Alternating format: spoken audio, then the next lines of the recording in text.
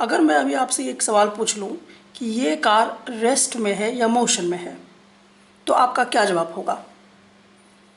अगर आपने ये कहा कि ये कार रेस्ट में है, तो आपका जवाब गलत है। अगर आपने ये कहा कि ये कार मोशन में है, तो भी आपका जवाब गलत है। अब आप सोच रहे होंगे कि दोनों बात में ये ना ही रेस्ट में है कह सकते हैं और ना ही मोशन में, ये दोनों चीज़ें कैसे गलत हो गई?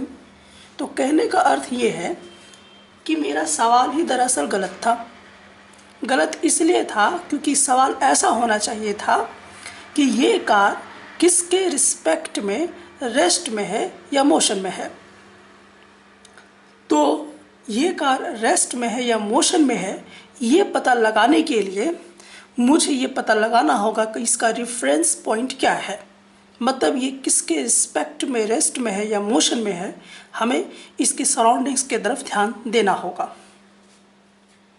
अब आप यहाँ पर देखिए, यहाँ पर आप देख सकते हैं कि बहुत सारे बिल्डिंग्स दिखाई दे रहे हैं हमें। तो इस बिल्डिंग्स के कंपैरिजन में ये कार अभी रेस्ट में है। और देखिए कि रोड की साइड एक बाउंड्री लगी हुई है ये, तो इसके रिस्पेक्ट में भी ये कार रेस्ट में है। यहाँ रोड देखिए, रोड के रिस्पेक्ट में भी ये कार क्या है, रेस्ट में है। तो अगर मैं ये पूछूं ये रोड के रिस्पेक्ट में क्या है, तो आपका जवाब होना चाहिए कि रेस्ट में है। इस बाउंड्री के रिस्पेक्ट में ये क्या चीज़ में है, तो आप कहेंगे कि ये रेस्ट में है। और इस बिल्डिंग के रिस्पेक्ट में अगर मैं पूछूंगा तो आप बोलेंगे कि ये रेस्ट में है। तो हम देखना क्या चाहते हैं कि किसके रिस्पेक्ट में ये कार रेस्ट या मोशन में है। लेकिन अगर मैं इसी कार को कोई आदमी चंद्रमा पे बैठ के देख रहा होगा, तो क्योंकि चंद्रमा जो है अर्थ के चारों तरफ घूमती रहती है, तो अर्थ घूम रहा है तो ये कार भी घूमता हुआ उसे दिखाई देगा।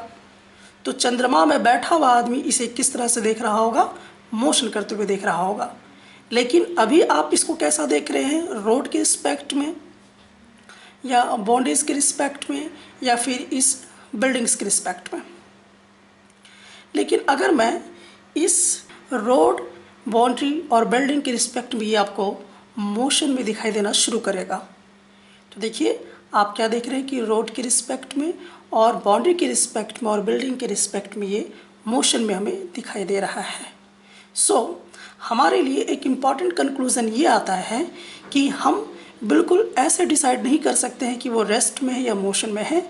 उसके लिए हमारे लिए ज़रूरी होता है कि हम उसका रेफरेंस पॉइंट समझ लें कि उस रेफरेंस पॉइंट के अकॉर्डिंग वो रेस्ट में है या मोशन में है।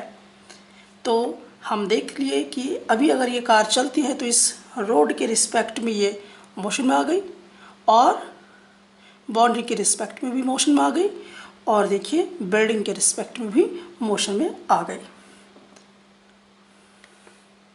हम देखेंगे कि यहाँ पर एक आदमी, ये हम देखेंगे कि बॉल जो है इस आदमी के रिस्पेक्ट में मोशन में है, क्योंकि ये बॉल दीवार या आदमी के पैर के रिस्पेक्ट में या अर्थ के रिस्पेक्ट में मोशन कर रहा है।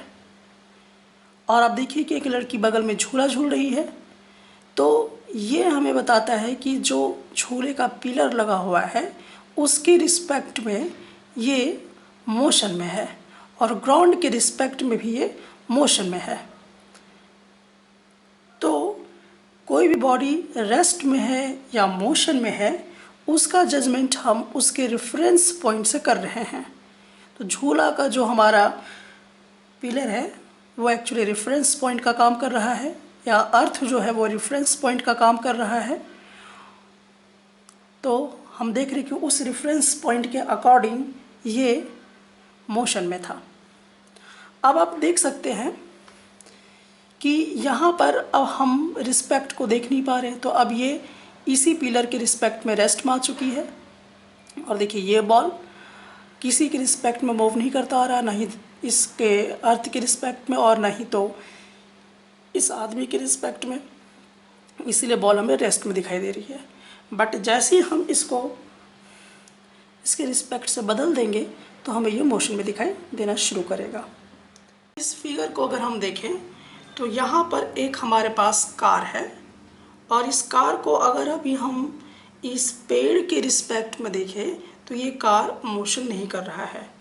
अगर हम इस आदमी के रिस्पेक्ट में देखें तो ये भी लग रहा है कि रेस्ट में है, लेकिन इसके रिस्पेक्ट में देखें तो भी हमें लग रहा है कि ये रेस्ट में है, क्योंकि किसी के रिस्पेक्ट में ये मोशन करता हुआ दिखाई नहीं दे रहा है, पोजीशन चेंज करता हुआ दिखाई नहीं दे रहा है।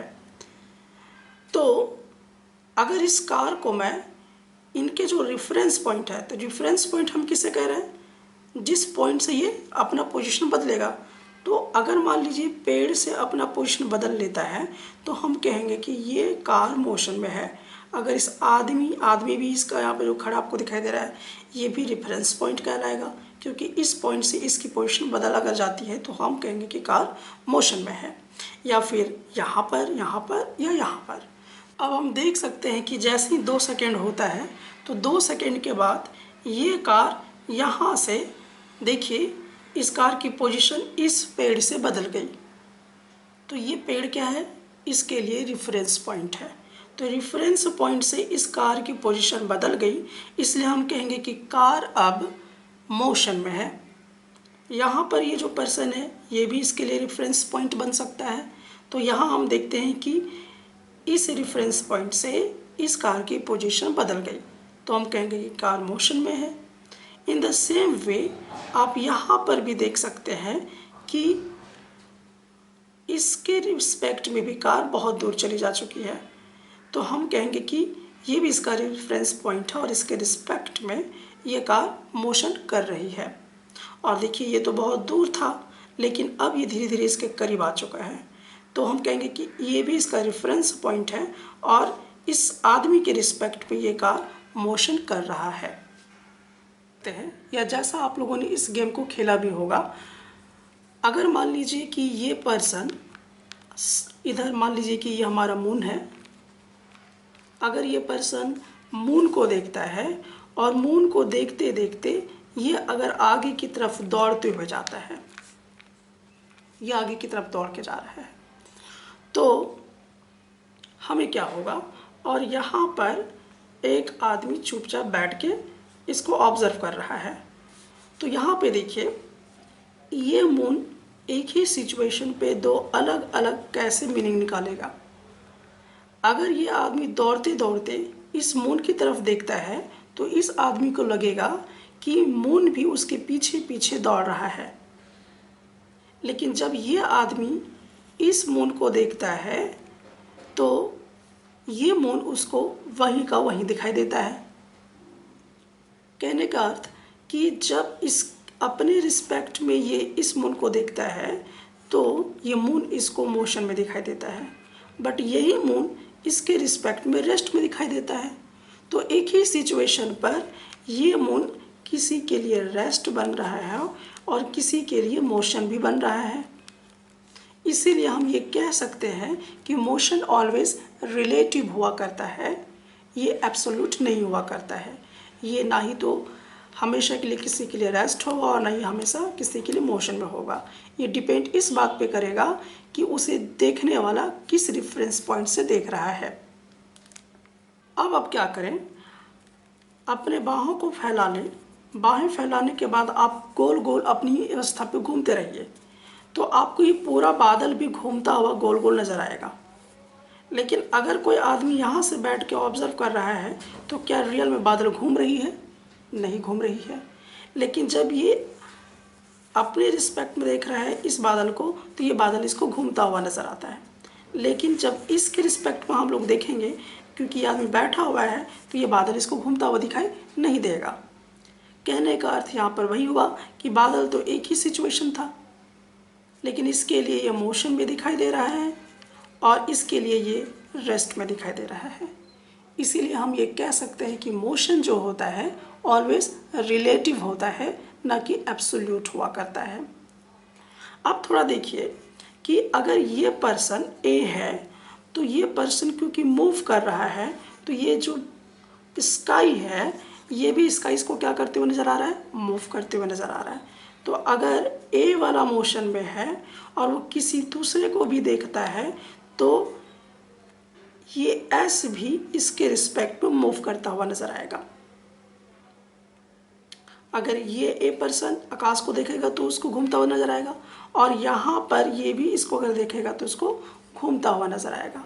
जैसा कि एक ट्रेन के विषय में आप जानते होंगे, आप ट्रेन के बोगी पर अगर बैठ जाएं और खिड़की के साइड पे अगर आप बैठते हैं और उसके जस्ट बगल वाले प्लेटफॉर्म में एक और ट्रेन लगी होती है, अगर आप खिड़की की तरफ देख रहे हो और अचानक कोई ट्रेन चालू हो जाती है, तो जब ट्रेन चालू होती है तो आप जब उस ट्रेन को देखते हैं तो आपको ये महसूस होगा कि जिस ट्रेन में आप बैठे हुए हैं वो ट्रेन चल रहा है, लेकिन रियल में वो ट्रेन रेस्ट में है और वो दूसरा ट्रेन चल रहा है।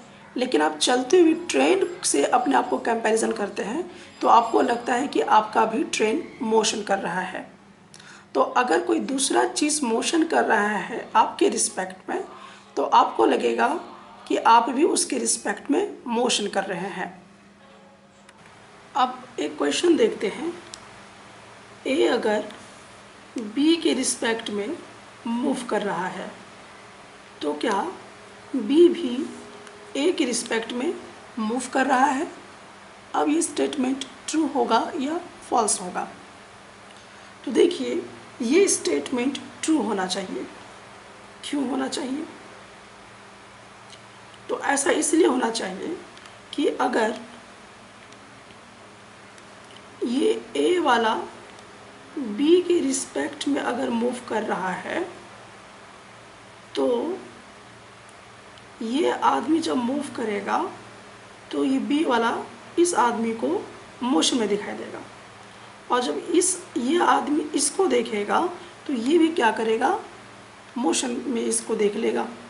जैसा कि हमने पहले भी बोल रखा है कि अगर यहाँ पर मून है और यहाँ आदमी दौड़ रहा है, तो जब ये दौड़ता दौड़ता इस मून को देखेगा तो ये आदमी इसको देखेगा कि ये बी वाला मूव कर रहा है।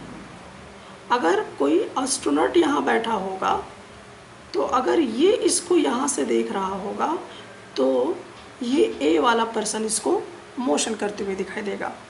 तो ये कहना सही होगा कि ए के रिस्पेक्ट में बी वाला मोशन कर रहा है और बी के रिस्पेक्ट में ए वाला मोशन कर रहा है। सो ए जब मूव करेगा बी के रिस्पेक्ट में तो बी भी मूव करेगा ए के रिस्पेक्ट में। और जैसा कि मैंने आपको ट्रेन का भी एग्जांपल दिया था, और आप चाहे तो फिल्मों से भी ले सकते हैं, जो बहुत बेहतर एग्जांपल आपके लिए बन सकता है। आप देखिए कि जो पुराने ज़माने की जो फिल्म हुआ करते थे, तो उसमें गाड़ी अगर चलाना होता था तो जो हीरो होता था पर्दे के आगे एक गाड़ी का डब्बा ले लेता था और उसे पकड़ के चलाने की कोशिश करता था, लेकिन रियल में वो गाड़ी चलती नहीं थी। लेकिन क्योंकि पर्दा चल रहा है इसीलिए आपको लगता है कि गाड़ी भी चल रही है। तो पर्दे के रिस्पेक्ट में गाड़ी क्या चीज़ में आ जाता है, मोशन में आ जाता है।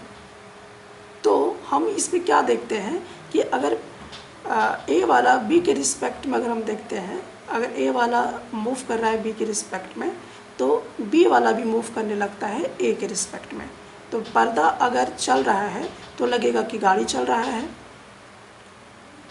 तो हमने देखा कि ए के रिस्पेक्ट में बी भी मोशन में कर रहा है और बी वाले के रिस्पेक्ट में ए भी मोशन में कर रहा है। अब सवाल ये आता है कि अब हम कैसे कहेंगे कि व्हाट इज़ मोशन। अब इसकी हम डेफिनेशन कैसे बनाएंगे? तो डेफिनेशन हम देख सकते हैं कि हम किसी भी ऑब्जेक्ट को कहेंगे कि वो मोशन में है जब वो ऑब्जर्वर के रिस्पेक्ट में अपने पोजीशन को डिफरेंट टाइम में चेंज कर रहा होगा।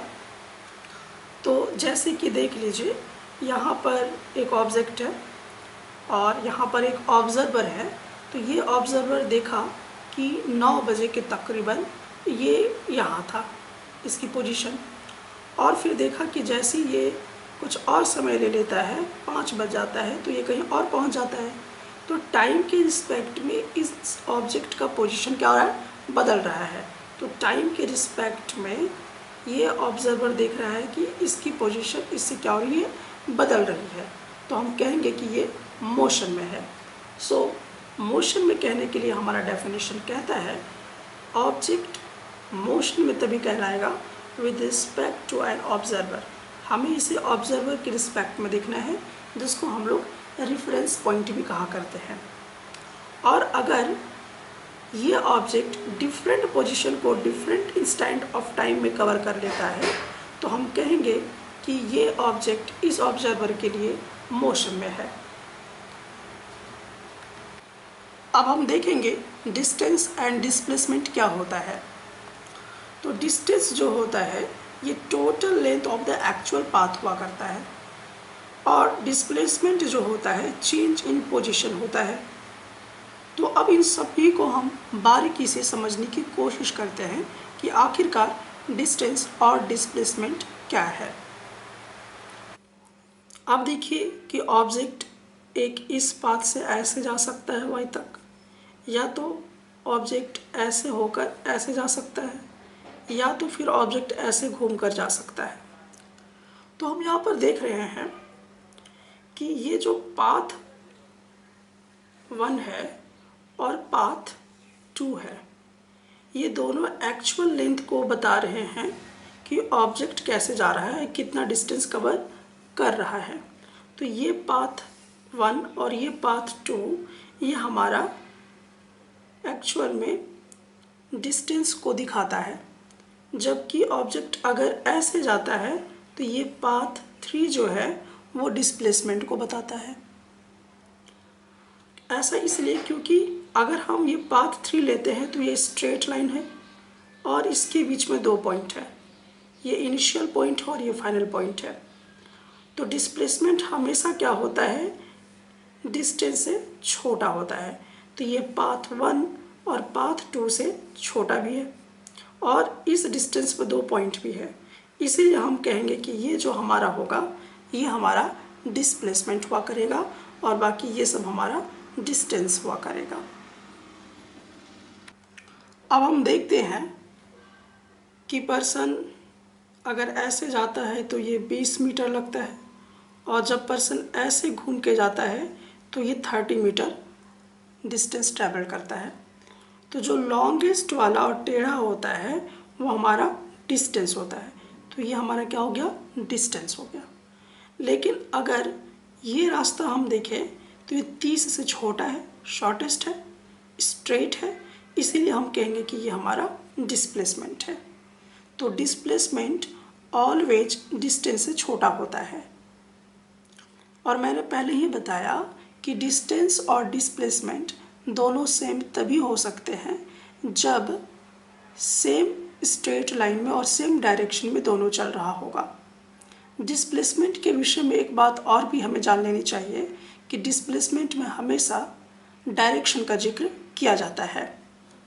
देखिए अगर मैं इस क्वेश्चन में देखूं कि कोई भी ऑब्जेक्ट ए पॉइंट से चलना शुरू किया और बी तक पहुंचा, फिर बी से चला और ए तक पहुंच गया, तो ध्यान दीजिए कि अगर मुझसे कहा जाए कि डिस्टेंस कितना है, अगर ये कहा जाए कि डिस्टेंस कितना है,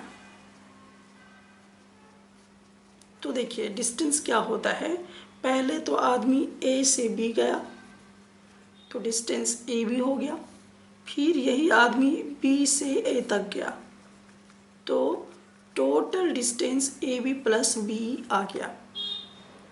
लेकिन अगर मैं डिस्प्लेसमेंट के विषय में बात करूं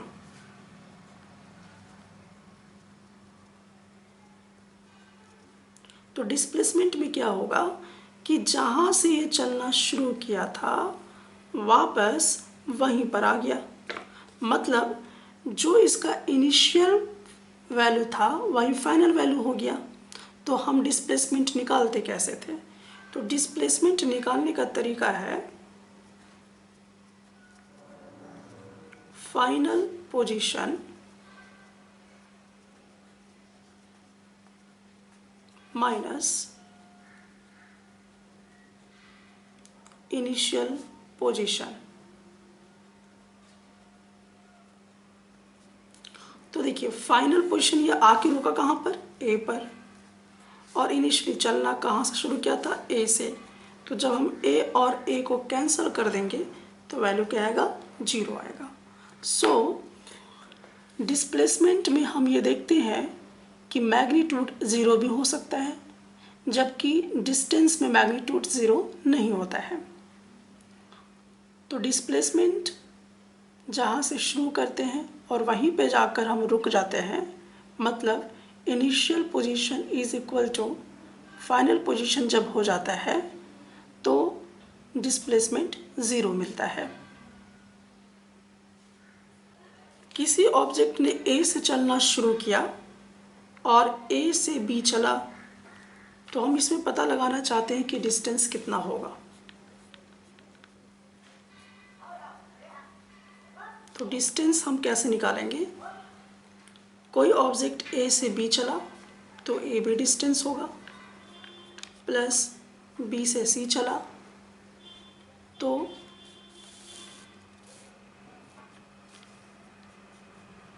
बी प्लस सी हो जाएगा, तो बी सी, प्लस सी से डी चला, सी डी, प्लस डी से ई चला, प्लस ई से ए चला। तो फाइनल डिस्टेंस अगर हम देखेंगे तो हमेशा क्या हो रहा है, लेंथ जुड़ता जा रहा है, तो ये हमारा डिस्टेंस दे देगा।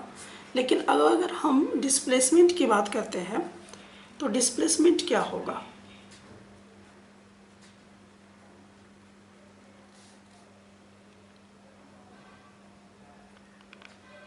तो डिस्प्लेसमेंट की अगर हम बात करें तो देखिए ये चलना शुरू किया था ए से और फाइनली ऑब्जेक्ट आके कहाँ रुका, ए में ही रुका, तो final position minus initial position becomes 0, तो डिस्प्लेसमेंट हमारा कितना हो गया, 0 हो गया। अब देखिए कोई ऑब्जेक्ट ए से बी तक चलता है इस डायरेक्शन में, तो ऑब्जेक्ट अगर ए से बी तक चलता है तो सपोज कर लीजिए कि ये 5 मीटर दिया हुआ है, तो इसका डिस्टेंस ए से बी तक 5 मीटर हो जाता है। और अगर मैं देखूं कि इसका डिस्प्लेसमेंट क्या होगा,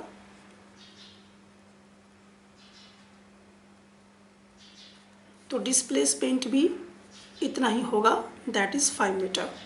तो आपने क्या देखा कि अगर ऑब्जेक्ट स्ट्रेट लाइन में चलता है और सेम डायरेक्शन में चलता है तो डिस्टेंस और डिस्प्लेसमेंट सेम हो जाता है। लेकिन यही ऑब्जेक्ट यहाँ से टर्न कर जाए तो डिस्टेंस इसका यहाँ से और चलेगा तो 5 मीटर बढ़ जाएगा, तो distance A B plus B A होकर आपका 10 मीटर हो जाएगा। लेकिन डिस्प्लेसमेंट क्या होगा, चलना तो शुरू किया था ए से और ख़त्म भी किया ए पर जाकर, तो फाइनल हमारा जो डिस्प्लेसमेंट होगा वो 0 हो जाएगा। तो आपने इसमें क्या नोटिस किया कि अब हमारे लिए एक इम्पॉर्टेंट कंक्लूज़न यहाँ पर निकल कर सामने आएंगे कि डिस्टेंस और डिस्प्लेसमेंट में क्या फ़र्क होता है। तो जो हमारा डिस्टेंस होता है, क्योंकि इसमें किसी तरह का कोई डायरेक्शन का जिक्र नहीं होता है, इसीलिए ये स्केलर क्वांटिटी कहलाता है। तो जिसमें किसी तरह का कोई डायरेक्शन का जिक्र नहीं होगा वो स्केलर क्वांटिटी कहलाएगा। अब जैसे मान लीजिए अगर मैंने आपसे पूछा कि अभी कितना टाइम हुआ है, तो अगर आप बोलेंगे कि अभी 1 बजा है, तो 1 बजा है तो आप ऐसा नहीं बोलेंगे कि 1 बजा है पूर्व पश्चिम की डायरेक्शन में या उत्तर डायरेक्शन में। सिंपली आप मुझे मैग्नीट्यूड बता देंगे कि 1 बजा हुआ है, तो जिसमें डायरेक्शन का जिक्र नहीं होता है वो हमारे स्केलर क्वांटिटी कहलाता है। तो जब हम डिस्टेंस के विषय में बातचीत करते हैं तो डिस्टेंस में हम डायरेक्टली 4 मीटर, 3 मीटर, 10 सेंटीमीटर ऐसे करके बात करते हैं, तो वो हमारा डिस्टेंस स्केलर क्वांटिटी होता है। जबकि अगर हम डिस्प्लेसमेंट की बात करें तो डिस्प्लेसमेंट जो हमारा होता है ये वेक्टर क्वांटिटी होता है। अब ये वेक्टर क्वांटिटी क्या होता है, तो वेक्टर क्वांटिटी वो होता है जिसके पास डायरेक्शन है। जैसे एक हमारे पास एक हम कार ले लेते हैं। अब ये मैंने कहा कि कार 3 मीटर चल रहा है, तो ये किसका जिक्र कर रहा है? स्केलर क्वांटिटी का, मतलब डिस्टेंस के बारे में, क्योंकि इसमें कोई डायरेक्शन का जिक्र नहीं है। लेकिन अगर मैंने बोल दिया कि ये कार इस डायरेक्शन में चल रहा है 3 मीटर, तो हम कहेंगे कि इसमें डिस्टेंस और प्लस डायरेक्शन दोनों आ गया, इसीलिए ये डिस्प्लेसमेंट को शो कर रहा है, क्योंकि ये वेक्टर क्वांटिटी हो गया। अब नेक्स्ट अगर हम देखें तो हमें ये मिलेगा कि जो डिस्टेंस होता है ये ऑलवेज पॉजिटिव होता है, जबकि डिस्प्लेसमेंट हमारा नेगेटिव भी हो सकता है, पॉजिटिव भी हो सकता है और जीरो भी हो सकता है। और डिस्टेंस जो होता है और डिस्प्लेसमेंट शॉर्टेस्ट पाथ होता है इसके कंपैरिजन में। लेकिन मैंने पहले ही बताया कि डिस्टेंस और डिस्प्लेसमेंट इक्वल भी हो सकता है जब वो straight line in the same direction होगा। तो हम यहाँ कह सकते हैं कि डिस्टेंस ऑलवेज ग्रेटर होगा,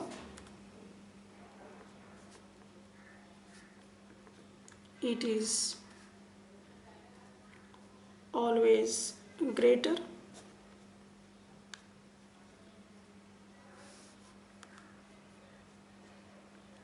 than or equal to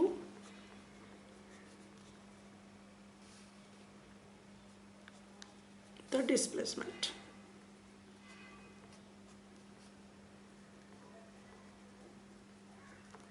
तो डिस्प्लेसमेंट के या तो इक्वल हो सकता है या डिस्प्लेसमेंट से हमेशा ग्रेटर होगा डिस्टेंस।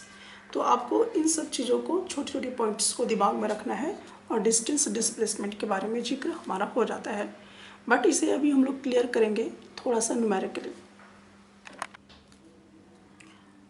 एक बॉडी है, उस बॉडी को हमने प्रोजेक्टेड किया वर्टिकली अपवर्ड डायरेक्शन में। मतलब कि हमने क्या किया, एक कोई भी हमने बॉडी लिया, जैसे सपोज कीजिए हमने बॉल लिया और उस बॉल को हमने क्या किया, ऊपर डायरेक्शन में फेंका।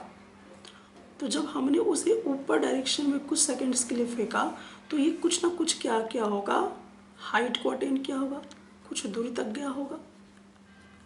तो जब ये कुछ दूरी तक गया तो वापस ये फिर रिटर्न होकर आया होगा यहाँ तक।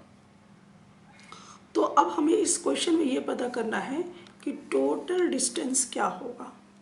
तो टोटल डिस्टेंस अगर हम देखें,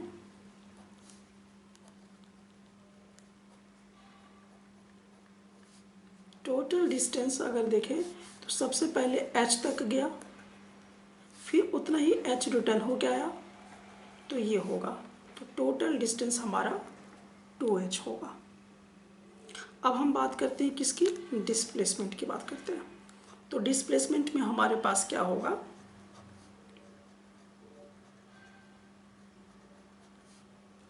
डिस्प्लेसमेंट में निकालने के लिए हमें final position minus initial position दिखाना होता है। तो ये बॉल जो है वापस यहाँ पर आके गिरा ए पर, तो फाइनल पोजीशन ए, और बॉल शुरू भी हुआ था वहीं से। तो इनिशियल और फाइनल पोजीशन दोनों सेम हुआ, तो फाइनल पोजीशन भी ए था और इनिशियल पोजीशन भी ए था, या आप चाहे तो एच भी ले सकते हैं कि फाइनल पोजीशन एच था और इनिशियल पोजीशन भी एच ही था। तो जब ये हमारा इस तरीके से होता है तो फाइनल माइनस इनिशियल हमारा क्या होता है, जीरो हो जाता है। जहाँ से शुरू हुआ बॉल वहीं पे आके गिर गया, इसीलिए हम ये कह सकते हैं कि हमारा डिस्प्लेसमेंट जीरो हो गया।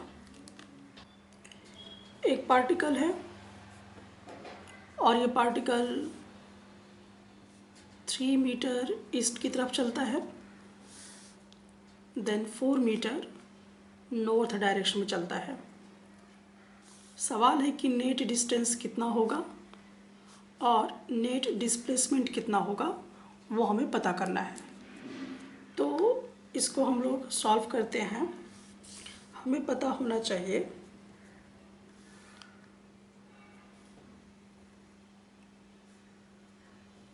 कि हमारा नॉर्थ होता है, ये साउथ होता है, और ये वेस्ट होता है, और ये हमारा ईस्ट होता है। तो सबसे पहले पार्टिकल जो है वो 3 मीटर ईस्ट की तरफ चलता है। तो पार्टिकल ईस्ट की तरफ 3 मीटर चला। उसके बाद वो पार्टिकल 4 मीटर नॉर्थ की तरफ चलता है।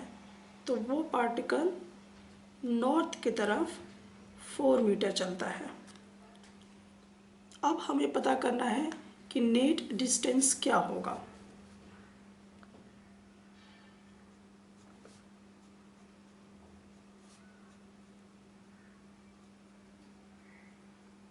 तो नेट डिस्टेंस क्या होता है कि जो एक्चुअल पाथ होता है उसको हम जोड़ लेते हैं। तो एक्चुअल पाथ में मान लीजिए कि इस पॉइंट से चलना शुरू किया था और यहाँ पर आया, तो एक्चुअल इसका लेंथ जो होगा OA प्लस AB होगा। OA हमारे पास 3 मीटर है और AB हमारे पास 4 मीटर है। तो टोटल हमारा जो होगा दैट इज़ 7 मीटर, इसका नेट डिस्टेंस होगा। अब हम देखेंगे कि नेट डिस्प्लेसमेंट कैसे निकालेंगे। तो मैंने आपको बताया कि डिस्प्लेसमेंट हमेशा 2 पॉइंट के बीच में होता है। तो आदमी यहाँ से चलना शुरू किया और यहाँ पर रुक गया, इसका मतलब इनिशियल पोजीशन यहाँ पर है और फाइनल पोजीशन यहाँ पर होगा।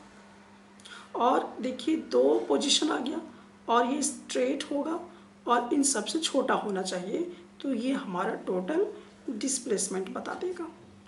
सो बी क्वेश्चन में हमें सॉल्व करना होगा नेट डिस्प्लेसमेंट क्या है।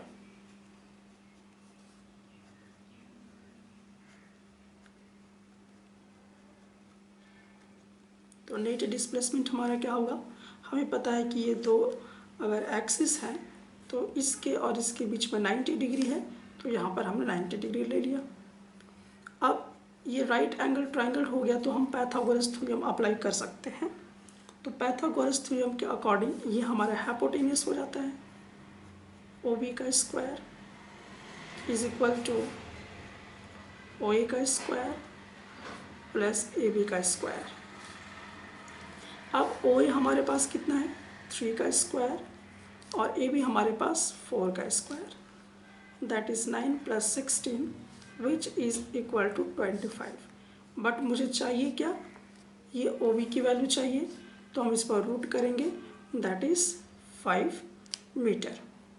तो आपने क्या देखा कि ये जो डिस्टेंस है ये छोटा है, यानी कि 5 मीटर है, और डिस्टेंस हमने जो निकाला था वो 7 मीटर था। तो डिस्टेंस या तो इक्वल हो सकता था या तो डिस्प्लेसमेंट के इक्वल बड़ा हो सकता था। तो डिस्टेंस या तो डिस्प्लेसमेंट के इक्वल होगा या तो बड़ा हो सकता था, छोटा नहीं हो सकता था। तो ये हमारा क्या हो गया डिस्टेंस और ये हमारा डिस्प्लेसमेंट। और हमने देख लिया कि इसमें 2 पॉइंट की ज़रूरत होती है। अब एक क्वेश्चन है, ऑब्जेक्ट का स्टार्टिंग पोजीशन और फाइनल पोजीशन है और इसके बीच में डिफरेंस आ गया है। जो आपका स्टार्टिंग पोजीशन और फाइनल पोजीशन के बीच में डिफरेंस है ऑब्जेक्ट का, तो बताइए ये कौन सा ऑप्शन करेक्ट होना चाहिए। तो करेक्ट ऑप्शन जो हमारा होना चाहिए कि स्टार्टिंग पोजीशन और फाइनल पोजीशन का डिफरेंस अगर कोई देता है तो दैट इज़ डिस्प्लेसमेंट। तो इसका सही ऑप्शन डिस्प्लेसमेंट होना चाहिए। ये क्वेश्चन देखिए कि एक पार्टिकल है, वो पार्टिकल सर्कुलर पाथ में मूव कर रहा है और उस सर्किल का रेडियस r दिया हुआ है। आपको बताना है कि उसका डिस्प्लेसमेंट सर्किल के आधा चक्कर लगाने के बाद क्या होगा। तो ये क्वेश्चन हम देखते हैं कि एक सर्किल है और ये सर्किल का सेंटर होता है। सर्किल के सेंटर से सर्किल के सर्कमफ्रेंस पर जब कोई स्ट्रेट लाइन टच करता है तो ये रेडियस कहलाता है। तो देखिए कोई ऑब्जेक्ट यहाँ से चलना शुरू करता है और जब ये ऑब्जेक्ट यहाँ से चलना शुरू करता है चलते चलते चलते चलते ये क्या करता है, ये चलता है और चलने के बाद हाफ सर्किल का कंप्लीट कर लेता है। तो ये आते आते यहाँ पर रुक जाता है। तो सर्किल का आधा ये क्या कर लेता है, चक्कर काट लेता है। अब सवाल ये है कि इसका डिस्प्लेसमेंट क्या होगा। तो देखिए, इसका जो डिस्प्लेसमेंट होगा वो ये स्ट्रेट लाइन बनाएगा, ये वाला, क्योंकि ये जो है यहाँ से यहाँ आएगा। तो ये हमारा क्या होगा, ये तो डिस्टेंस हो जाएगा, ये डिस्टेंस है।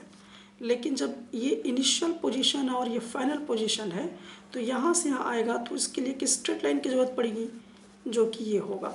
तो हमारा डिस्प्लेसमेंट जो होगा r, और यहाँ पर r है, तो r plus r that is 2r हमारा होगा। तो करेक्ट ऑप्शन हमारा सी होगा। और अगर मान लीजिए कि मुझे ये पता करना था कि ये कितना डिस्टेंस चला, तो देखिए सर्किल का टोटल सर्कमफ्रेंस 2πr के बराबर होता है। अब होगा क्या कि अगर इस पाथ पे चल रहा होगा तो उसका डिस्टेंस 2πr हो जाएगा। और अगर मान लीजिए कि ये पूरी तरह से यहाँ पर वापस फिर से आ जाता, तो उस सिचुएशन पे इसका डिस्प्लेसमेंट 0 हो गया होता। तो बहरहाल क्वेश्चन जो हमारा था, हमने सिर्फ वो देख लिया कि इस सिचुएशन के अकॉर्डिंग किसी पार्टिकल हाफ चला तो उसका डिस्प्लेसमेंट कितना हुआ। इसी में एक और क्वेश्चन भी जोड़ा जा सकता है कि अगर पार्टिकल यहाँ से यहाँ चला तो इसका डिस्टेंस क्या हुआ। तो देखिए, ये पूरा तो हमारा 2πr आ गया। अगर मुझे ये चाहिए तो इसको हम क्या करेंगे, हाफ से डिवाइड कर देंगे। हाफ से डिवाइड जैसे ही करेंगे तो मुझे क्या मिलेगा, πr। तो ये वाला क्या निकल जाएगा, मेरा डिस्टेंस का वर्ड निकल जाएगा। तो ये हमें पता चलेगा कि क्या है, डिस्टेंस है, और ये क्या है, डिस्प्लेसमेंट है। तो हम इस तरीके से भी कैलकुलेशन कर सकते हैं। एक फार्मर है और ये फार्मर के पास एक स्क्वायर फील्ड का फार्मर के पास स्क्वायर फील्ड है, और उस स्क्वायर फील्ड का जो साइड दिया हुआ है वो 10 मीटर दिया हुआ है। और वो फार्मर क्या करता है, स्क्वायर फील्ड के बाउंड्री के चारों तरफ मूव कर रहा है। तो सिचुएशन अगर हम देखें कि एक फार्मर के पास स्क्वायर फील्ड है और हर स्क्वायर फील्ड का साइड 10 मीटर दिया हुआ है। तो स्क्वायर का साइड इक्वल होता है, तो अगर ये 10 मीटर है तो ये भी हमारा 10 मीटर होगा, और ये भी 10 मीटर होगा, और ये भी हमारा 10 मीटर होगा। अब हम देखते हैं कि हमें कैलकुलेट करना है डिस्प्लेसमेंट, कि फार्मर करता क्या है। तो फार्मर क्या करता है कि बाउंड्री के चारों तरफ जो है वो घूमता है 10 मीटर तक 40 सेकंड्स में।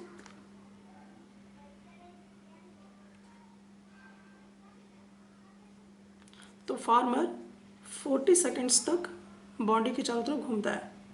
हमें ये पता करना है कि उसका डिस्प्लेसमेंट क्या होगा अगर वो 2 मिनट्स 20 सेकंड्स के करीब करीब पहुंच जाता है, तो उतने टाइम में वो उसका कितना डिस्प्लेसमेंट हो जाएगा फ्रॉम हिज इनिशियल पोजीशन, ये हमें देखना है। तो अब हम ये देखने की कोशिश करेंगे कि अगर फार्मर जो हमारा है वो मान लीजिए कि यहाँ से शुरू करता है और इस तरह से जाता है, तो अगर हम इसका डिस्प्लेसमेंट निकालना चाहेंगे तो हमें कहीं ना कहीं क्या करना पड़ेगा, स्ट्रेट पाथ लेना पड़ेगा। अगर वो यहाँ पहुँच गया तो हम ऐसे स्ट्रेट पाथ ले सकते हैं। तो ये जो स्क्वायर का डायगोनल है ये हमें बता देगा कि फार्मर कितना डिस्प्लेसमेंट किया। और हमें पता है कि स्क्वायर का हर एंगल 90 डिग्री होता है, तो ये हमारा राइट एंगल ट्रायंगल हो गया, और ये हमारा हाइपोटेन्यूज कॉन्सेप्ट यूज़ हो जाएगा।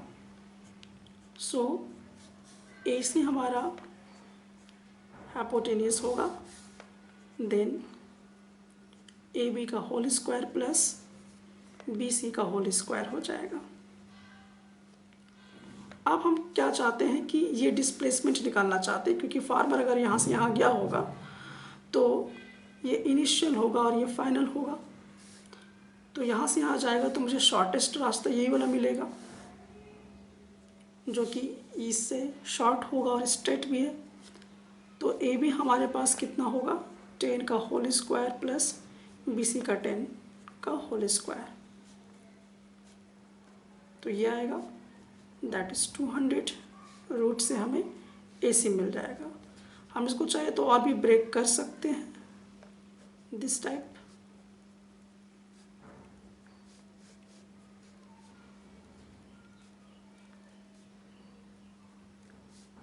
इस तरह से। अब आप देखिए कि 2 और 2 का पेयर बन गया है, 5 और 5 का पेयर बन गया है। तो 2 × 5 √2 दैट इज़ 10√2। यानी कि ये जो फार्मर है वो 10√2 मीटर डिस्प्लेसमेंट को तय कर चुका है। हाँ, अगर ये फार्मर यहाँ से शुरू होकर वापस अगर इसी जगह पर आ जाता है तो उस समय पे इसका डिस्प्लेसमेंट 0 हो जाता है। और अगर मान लीजिए कि मैं डिस्टेंस निकालना चाहता हूँ, तो यहाँ से गया, फिर यहाँ गया, फिर यहाँ गया, फिर यहाँ गया, तो total distance 10 + 10 + 10 + 10 that is 40 metre हो जाएगा। और अगर फार्मर यहाँ से चलकर फिर वापस यहीं पर आता है तो डिस्प्लेसमेंट वैसे सिचुएशन पर 0 हो जाता है।